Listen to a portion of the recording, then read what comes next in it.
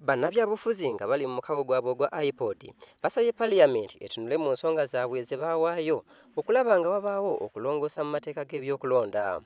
Bano nga bali mu mukago guno bakkiriza nti okwegatta awamu ng'ekitole kiyinza okuleetawo eddembe n'enkyukakyuka ey'emirembe ey'obuyinza. Ssaabawandiisi w'ekibiina kino omuggya Mathias Nsubuga yasabye omukubiriza wa Parliament akozese obuyinza bwe okulagira akakiiko k'ensonga z'amateeka okutunula mu nsonga ezaweebwayo ekibiina kya iPod balabe nga bino biteekebwa mu nkola. Omukago guno gulimu ebibiina omuli NRM, FDC, DP, CP, Jema ne UPC era nga kiyambako okulaba nga wabaawo okugonjoola ensonga z'ebyobufuzi mu ngeri y'emirembe wonna. Kabaka Mathias Nsubuga era nga ye ssaabawandiisi omuggya yategeezezza nga bwe balina okukkiriza nti okukolera awamu kigenda kuleeta emirembe, okussaawo entegeragana ssaako n'okukolera awamu okumalawo obugulumo bwonna. It is true we submitted our electoral reforms to the government. Unfortunately, they didn't consider them in the bill.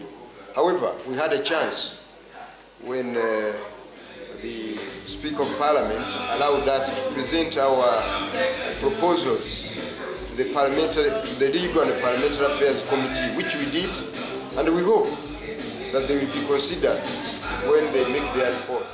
Bano basabye gavumenti ekole ku nsonga y'ennongoosereza mu mateeka g'okulonda nga kino kigenda kuleetawo okulonda abantu bonna kwe bagenda okukkirizaamu.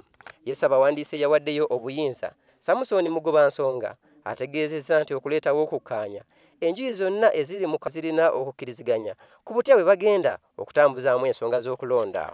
iPod must be very serious and vigilant about these proposals. Until now, government is still reluctant to tell us whether it's committed to have those electoral reforms.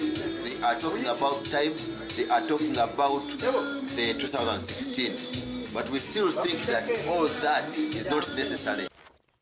Bw'atyo yeekokkodde okugoba kw'eyali Ssaabaminisita Amama Mbabazi ku bukulembeze bwa NRM nga bagamba nti yali aleeseewo enkolagana ennungi okugatta abantu bonna ab'enjawulo. We have no one to help us.